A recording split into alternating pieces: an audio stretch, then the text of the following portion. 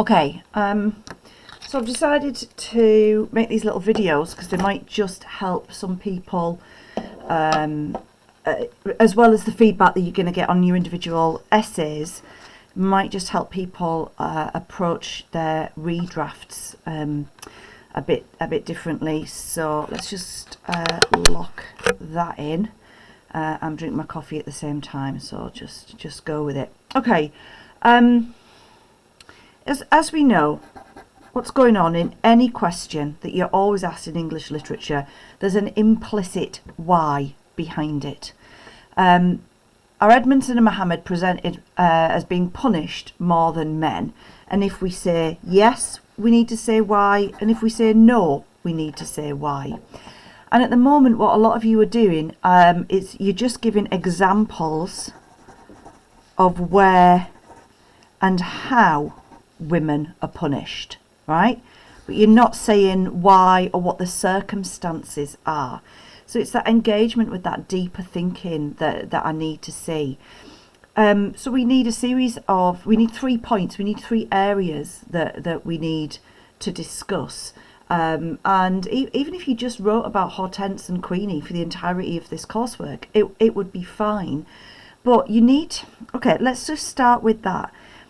I want you all to assume that the moderator has not read either of these texts. And in terms of the Fortune Men, highly unlikely that they have. So if you dive in and you just start talking about, sorry, not Hortense and Queenie, Diana and Laura and Queenie, they won't know who Diana and Laura are, right? So you have to like introduce your characters and you have to contextualize their situation. And that's just a really brief sentence, right? I'll give you an example. A lot of you have written about Queenie having to give up her son, Michael. What you haven't mentioned at all in that point is that Queenie's son is mixed race, that Queenie's had that son out of wedlock, it's not her husband's son, and that she doesn't know where the father, Michael, is. So okay, there is a point to be made there about her having to give up that child, but the context is much bigger, isn't it? So it's really important that we set that up, okay? So overall, do we think women are punished more than men in the 2 texts? I mean, ultimately, this is the story in the Fortune Men of Matan, who's killed at the end, right? So, you know, that's the ultimate punishment, isn't it? He's hanged unjustly. So it's a bit hard to argue that he isn't punished more, that the women are punished more than him in the text. So that's kind of my starting point. But then we're thinking of like the legacy that he leaves. So what happens to Laura and his sons? Perfect place to bring in a little bit of AO3 because we actually know what happens, not least that one of his sons, I think they all end up involved in lives of like petty crime and drugs, and one of his sons sadly does take his own life. Okay. But how are we going to get there? So let's just take one example. Lots of you have written about marriage. Okay. And the choices that that women make in marriage. So, you know, you need to go back to the books and you need to really, really explore what's going on, what the motivations are behind these marriages. So, we've got Diana and we've got Laura. And both of those women experience loss. Diana's husband is missing in action, obviously presumed killed. Laura's husband will eventually be hanged. Okay, and then over here we've got Queenie and we've got Hortense. Now, of all the marriages that are there, Diana's, well, she obviously, you know, still misses Ben and still thinks about him and is having to deal with that. So that's quite kind of simplistically like a good marriage.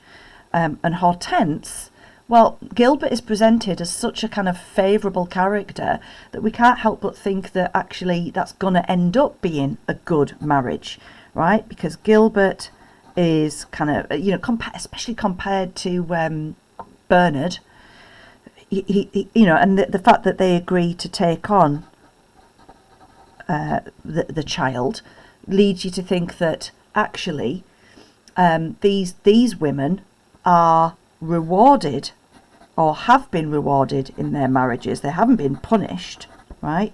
But these two women have. Now, why is Queenie punished in her marriage? Because she marries a man who doesn't know how to show affection, never mind love, right? So the motivations might have been the same for Queenie and Hortense, that they've both married men to escape other situations, but that doesn't mean their marriages have been good because of that. The saying out of the frying pan into the fire, that's kind of what Queenie gets. She doesn't want to live on the farm and work for her parents anymore, or go back to that. So she marries Bernard, but my God, what does she end up going into? So the happiest she is when Bernard is absent. But, look at what happens to Bernard when he's in India. So there's that sense of absenteeism, there's that sense of people not being around. But, he experiences horrific things while he's in India, doesn't he? Absolutely horrific things. Hortense experiences rejection, in terms of, first of all, Michael, right at the start of the play, or in her youth. Then in terms of her career, when she wants to be a teacher in Britain, that's not going to happen for her. But actually, Gilbert's really comforting there, and reminds her that even if she takes on a career as a seamstress, she'll always be a teacher, because that's who she is. Now, their ambitions might not be achieved. They're certainly not achieved in the lifetime of the play, and they might not be achieved in their kind of real lifetimes beyond the play, imagined lifetimes, but that you get the sense that they at least understand one another. Queenie and Bernard don't understand each other in the same way that Bernard says to Gilbert, I don't understand a word you're saying. There's that lack of understanding there. So, over here with Laura and Loss, okay, so their marriage has been, a difficult one. She's made some choices that he's not been happy about. He's been a petty criminal, and she doesn't want a stolen coat, does she, in a huge teddy bear? But when he's in prison, she brings the children to visit. She waves out of their back garden.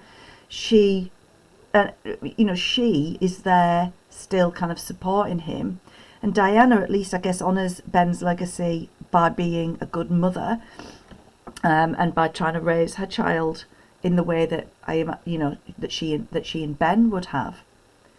But as you can see, what I'm doing here is I'm thinking out loud. I'm playing around with this idea.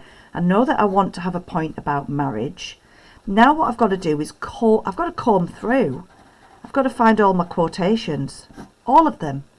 I don't know which ones I'm going to use yet, but I've got to find all of them. Now, some of you used for AO3 the example of a mixed race couple that we'd looked at, and from the wife's point of view of how she said how they'd been treated in the street. Okay, so what you need to do there again is contextualize that, and to say that Laura's experience wasn't isolated. In fact, we hear from other couples of the same generation that, okay. And you've got to use your AO3 to support your point. You don't just tag it on at the end. Oh, and here's some other context about bad mixed race marriages. You don't do that. You have to use it to support your line of argument, right? And actually, your line of argument here seems to be that marriage can be a source of support and punishment, depending on the characters. It's a bit more nuanced than just saying marriage is bad or marriage is good. It's more nuanced than that, and that's what a lot of you are lacking. You want to give a very, pardon the pun, a very black and white AO1, AO4. Well, these texts aren't black and white, they're complex. They're dealing with complex personalities in their characters. Okay, so your AO1 and your AO4 is going to be more complex, going to be more nuanced, right? So if I had a point on marriage, what else would I want a point on? So over here, experiences of death.